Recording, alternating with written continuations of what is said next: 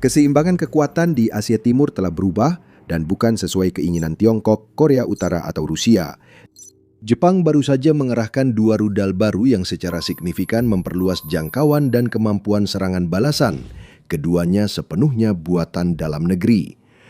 Penempatan rudal-rudal tersebut berarti bahwa wilayah yang luas, baik di laut maupun di darat, yang sebelumnya hanya dapat dijangkau oleh pasukan Amerika Serikat yang ditempatkan di Jepang, kini sudah masuk dalam bidikan Jepang sendiri.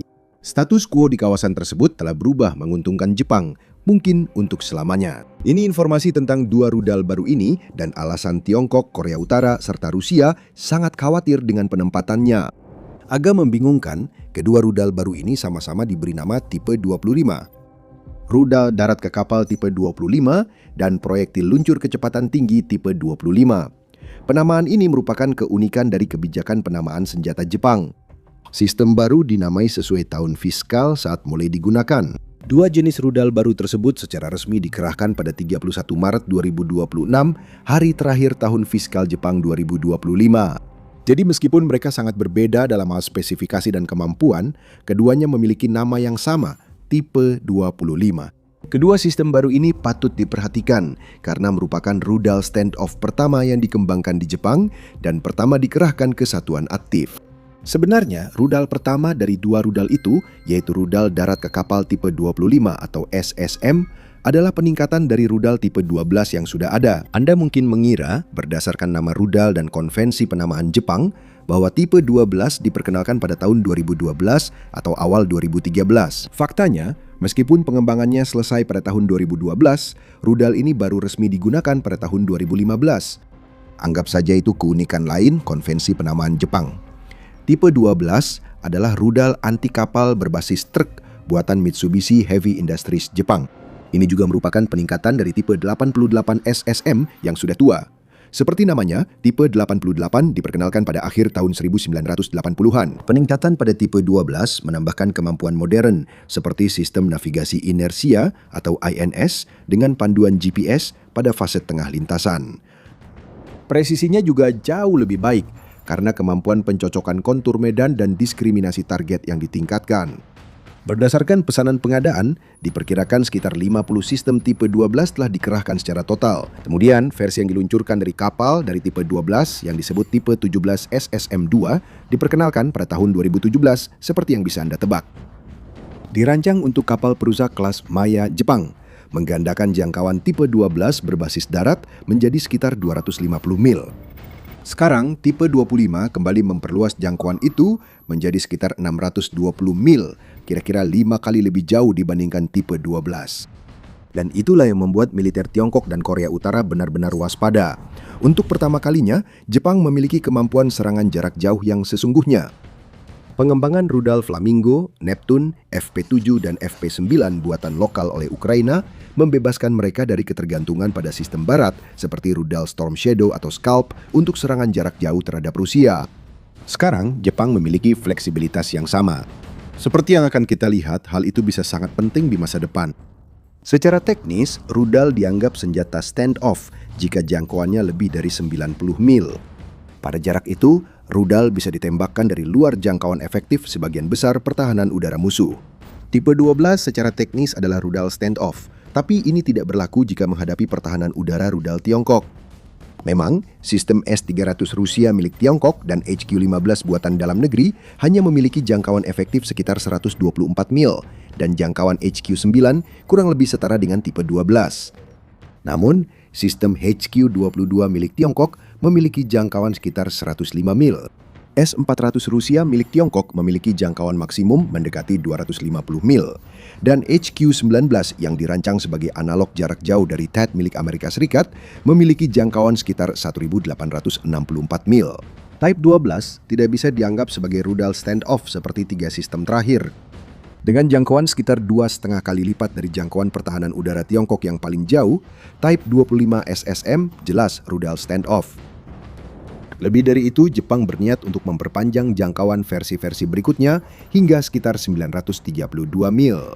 Namun dengan jangkauan 620 mil saat ini, Type 25 sudah mengubah permainan di Tiongkok Korea Utara, dan wilayah sekitarnya. Jangkauan terbatas Type 12 berarti bahwa rudal ini berfungsi terutama sebagai pertahanan titik.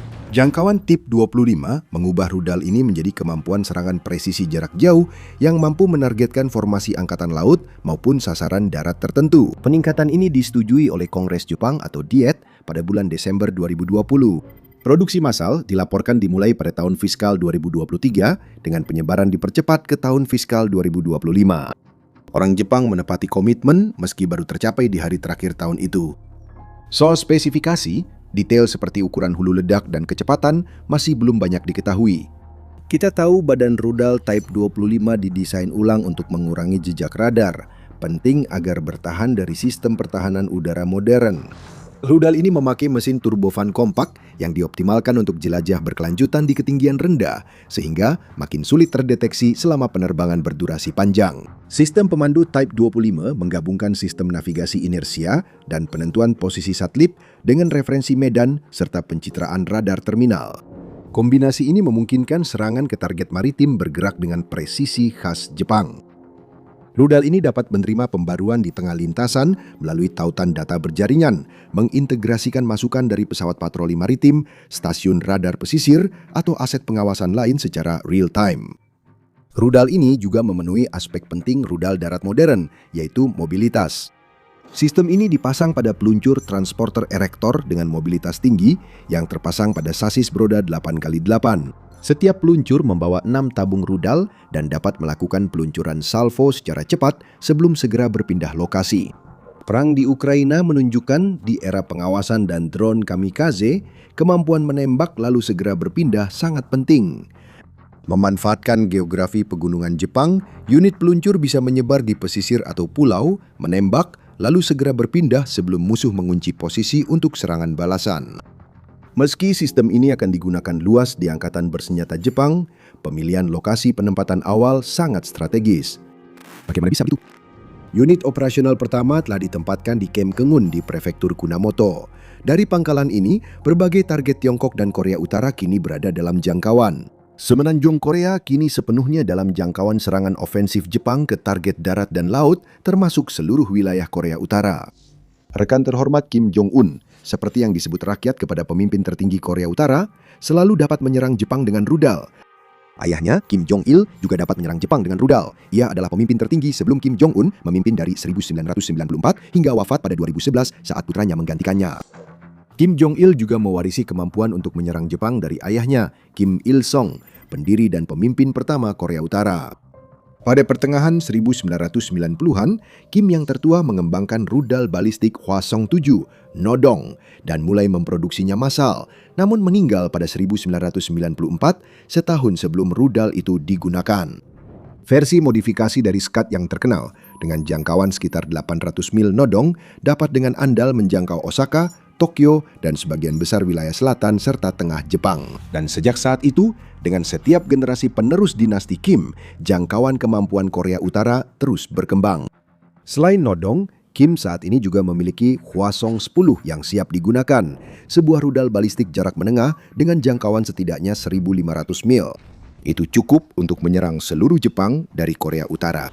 Dia juga memiliki ICBM berjangkauan penuh. Hwasong-14 diperkirakan memiliki jangkauan setidaknya 4.000 mil dan Hwasong-15 kabarnya mampu mencapai daratan utama Amerika Serikat. Keduanya pasti bisa ke Jepang. Dan masih ada lagi, selama puluhan tahun Korea Utara dapat menyerang Jepang dari jauh, sedangkan Jepang tak mampu membalas dengan ancaman setara. Jepang hanya dapat bertahan dari serangan rudal dengan pertahanan udara berlapis seperti Patriot PAC-3 dan Aegis SM-3. Sekarang, jangkauan Type 25 SSM yang diperluas membuat kekuatan seimbang. Kalian serang kami balas. Atau mungkin kami yang lebih dulu menyerang. Pilihan ini kini tersedia bagi Jepang, memberi Jepang pengaruh setara terhadap Tiongkok. Ya, memang tidak persis sama, tapi cukup mirip. Bedanya ada pada luas wilayah Tiongkok. Type 25 dapat dengan mudah menjangkau seluruh wilayah Korea Utara. Tiongkok di sisi lain membentang hampir 6 juta mil persegi dan ada Laut Tiongkok Timur yang memisahkannya dengan Jepang. Dengan jangkauan 620 mil, Type 25 SSM hanya mencakup sebagian kecil wilayah Tiongkok secara keseluruhan. Namun cakupannya sudah cukup membuat Xi khawatir. Tersebar di sepanjang pulau-pulau Jepang yang luas, banyak target bernilai tinggi di daratan utama akan berada dalam jangkauan. Target paling menggiurkan tentu saja berada di wilayah timur Tiongkok. Shanghai kini sudah terjangkau, begitu juga kota besar, pelabuhan dan pusat industri seperti Hangzhou serta Ningbo. Ini bukan hanya pusat populasi besar, tapi juga rumah bagi perusahaan dan industri utama Tiongkok yang mendorong perdagangan globalnya. Tipe 25 juga membidik instalasi militer penting. Bandara Jiangqiu di Hangzhou adalah pangkalan udara militer utama yang menjadi markas Brigade ke-83 Angkatan Udara Tiongkok. Pesawat tempur pembom JH-7A Tiongkok beroperasi dari pangkalan ini. Ada satu pangkalan utama lainnya di dekat Ningbo, yaitu Pangkalan Angkatan Laut Ningbo. Ini markas Armada Laut Timur Angkatan Laut PLA dan pusat komando utama operasi Angkatan Laut di Laut Cina Timur. Juga dalam jangkauan Type 25 adalah Pangkalan Udara Fuzhou yang terletak di dekat kota Fuzhou. Pangkalan udara ini menjadi titik penting konsentrasi kekuatan di seberang Taiwan dan basis sistem rudal pertahanan udara Tiongkok. Masih banyak fasilitas penting lain yang pasti ingin Xi jauhkan dari jangkauan. Keadaan masih sama hingga kini. Seperti Korea Utara, Tiongkok diuntungkan karena dapat menyerang Jepang dengan rudal yang diluncurkan dari jarak aman, sedangkan sebaliknya tidak bisa. DF-21D yang sering disebut sebagai pembunuh kapal induk mulai digunakan pada awal tahun 2010-an. Secara teknis, ini rudal balistik anti kapal, tapi juga efektif menyerang target diam di darat. Dengan jangkauan 1.336 mil, rudal ini dapat menjangkau wilayah Jepang, termasuk pangkalan ASRS di Okinawa.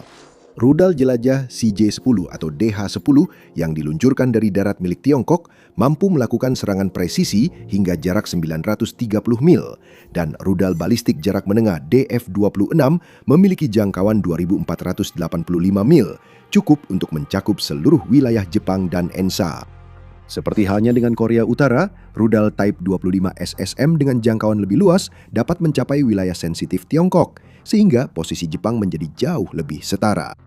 Ada juga wilayah ketiga, di mana rudal baru ini sedikit mengubah status quo, yaitu Rusia. Dari Sapporo di utara, Type 25 dapat terbang melintasi wilayah Rusia dan menghantam provinsi Heilongjiang dan Jilin di Tiongkok. Wilayah ini adalah lumbung pangan Tiongkok, sekaligus koridor transportasi utama.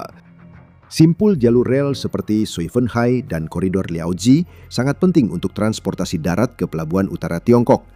Wilayah perbatasan menjadi semakin ramai dalam beberapa tahun terakhir karena perdagangan meningkat akibat Rusia harus mengalihkan banyak perdagangannya ke Tiongkok akibat sanksi Barat. Proyek besar dan mahal tengah dilakukan untuk memperluas infrastruktur logistik, khususnya jalur ke pelabuhan Rusia di timur jauh. Sebagian besar titik penting dalam aliansi Tiongkok-Rusia yang sedang berkembang ini kini menjadi sasaran utama Jepang jika suatu saat terjadi konflik bersenjata antara kedua negara tersebut. Beberapa pelabuhan utama Rusia di timur jauh kini sudah dalam jangkauan Type 25. Namun, Jepang sebenarnya tak perlu senjata jarak jauh untuk menyerang Rusia dengan senjata mematikan. Pada titik terdekatnya, kedua negara hanya dipisahkan oleh 26 atau 27 mil di Selat La Perouse yang memisahkan Hokkaido di Jepang dari Sakhalin di Rusia. Ukraina kini punya drone FPV sederhana dengan jangkauan serangan lebih jauh. Namun, jangkauan tipe 25 yang lebih luas membuat lebih banyak target penting, seperti pelabuhan utama dan instalasi militer berada dalam jangkauan, sesuatu yang tentu meresahkan Presiden Rusia Vladimir Putin. Armada Pasifik Rusia di Vladivostok kini berada dalam jangkauan Jepang. Khabarovsk adalah pusat administrasi dan militer utama, serta markas besar distrik militer timur Rusia. Hubungan Jepang-Rusia sering tegang, terutama belakangan ini karena dukungan Jepang untuk Ukraina. Rusia dulu punya keunggulan rudal jarak jauh atas Jepang, seperti Tiongkok dan Korea Utara. Kini, keunggulan itu telah hilang. Jepang memang tak bisa menyerang banyak wilayah Rusia dengan tipe 25, tapi area yang terjangkau bisa melemahkan pertahanan Rusia di timur jauh dan mengganggu integrasi ekonominya dengan Tiongkok. Keduanya akan jadi kekalahan strategis besar bagi Putin. Mencari berita militer terbaru dan analisis tajam dari semua titik panas utama dunia, itulah yang kami sajikan di The Military Show. Berlanggananlah ke saluran ini sekarang agar tetap mendapatkan informasi lengkap tentang semua berita dan perkembangan terpenting. Anda mungkin bertanya mengapa negara dengan keahlian teknis tinggi seperti Jepang belum mengembangkan kemampuan ofensif jarak jauh sampai sekarang. Itu masalah pilihan. Setelah kalah telak di Perang Dunia II, Jepang mengadopsi postur militer yang hanya berfokus pada pertahanan. Jepang hanya akan memproduksi dan membeli senjata untuk pertahanan diri, bukan senjata ofensif. Sikap itu dimungkinkan oleh aliansi militer formal Jepang-AS. Berdasarkan perjanjian kerjasama dan keamanan bersama yang berlaku sejak 1960, Amerika Serikat wajib membela Jepang jika diserang. Namun akibatnya, seluruh persenjataan ofensif di Jepang terpusat di sekitar 15 pangkalan utama pasukan Amerika Serikat di negara itu.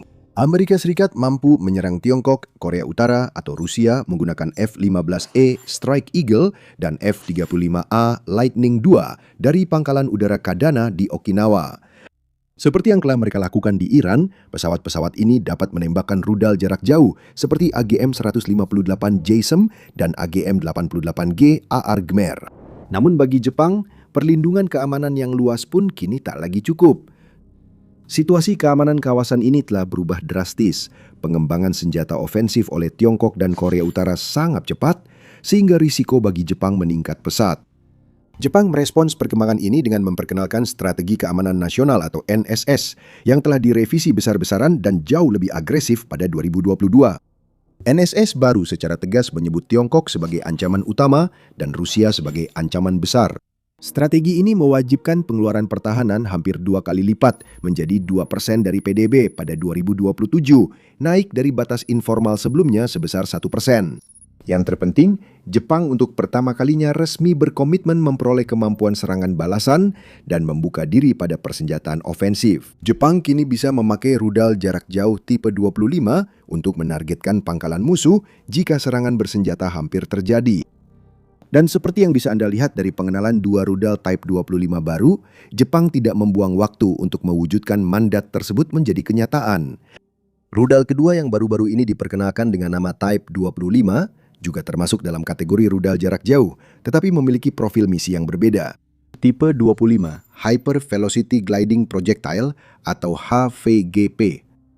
HVGP adalah senjata luncur hipersonik operasional pertama Jepang.